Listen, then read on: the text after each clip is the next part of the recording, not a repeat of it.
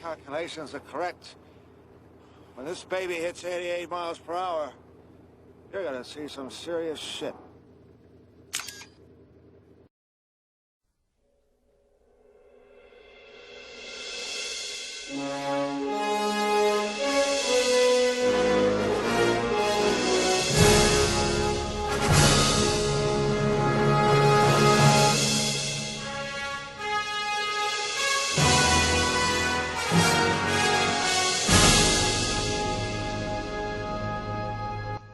Hello YouTube, Happy New Year to all of you out there.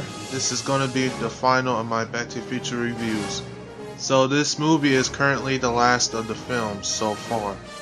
After this, the franchise still continued with a short-lived cartoon series, comic books, novels, theme park rides, and video games, one of which I hope I will own very soon. Now on with the review. Like the second film, this one picks up right where the previous film ended.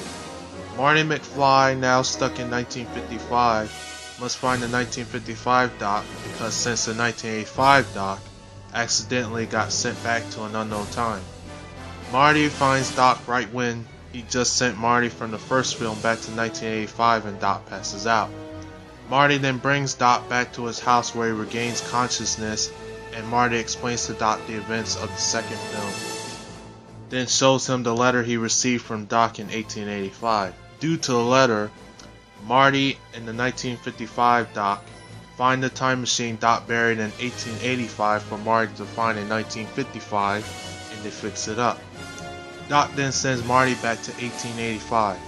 Marty eventually finds Doc, and then they realize that the DeLorean's gas line ripped from Marty's arrival, and it leaked a whole lot of gas out and is now unable to drive. The rest of the movie is about Marty and Doc who must come up with a way to get back to the future. Pretty much similar to the first one, but there is something different added to the mix. Doc falls in love with a school teacher named Clara Clayton after he saves her from falling in a ravine. Now that I think about it, it's pretty much a replacement for the Marty and Lorraine subplot in the first one. Now this one, I'll admit, I wasn't the biggest fan of back when I was a kid. I'd always prefer the first two, and out of all of them, I always picked the first one.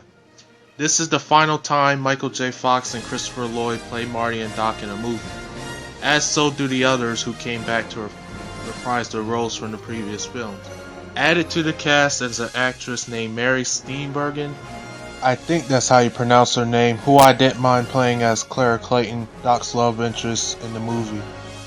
Now this movie is basically the same one as the first one. Person gets accidentally sent back through time. Person bumps into his past relatives. He has a love-related issue with someone. They find a risky, dangerous plan on getting back to the future, and when they do, it seems all hope is lost, but miraculously gets back anyway. The only difference is that someone with the love-related issue is Doc. This movie also has in-movie comedic references to old-style country westerns that kind of bugs me when I really think about it, as I can only understand like two of them. For example, the end kind of parodies the gunfight at the end of Clint Eastwood's classic western film The Good, the Bad, and the Ugly, which I have already seen before. Also, this film is really not all that memorable because some of it the film just tries to copy the original film with some of the jokes and with some of the plot points of the first film recycled here. The most memorable of the parts are when the movie is being its own movie. Most of the recycled jokes I honestly don't mind, especially when they turn them around, like for instance the cafe scene in the first one, which ends with Biff and his gang chasing Marty around town square. Here, as in this one, it ends with him not only being chased, but tied with a rope and dragged around Hill Valley, which is a brutal spin on what happened before. Another thing I like is when Marty and Doc say their own catchphrases to each other in one scene, which is undoubtedly one of the best parts of this movie, and the whole trilogy. Now the cast and the acting are great, the locations for the movie looks great, the action scenes are good, even the rehashed ones, which still gets me every time I watch them. The special effects are still superb, and the ending is a very satisfying one to the movie, and best yet, the whole trilogy. Overall, despite its problems, it's still a good movie and a great send-off to the film trilogy that I hope doesn't get a sequel, at the least of all a remake.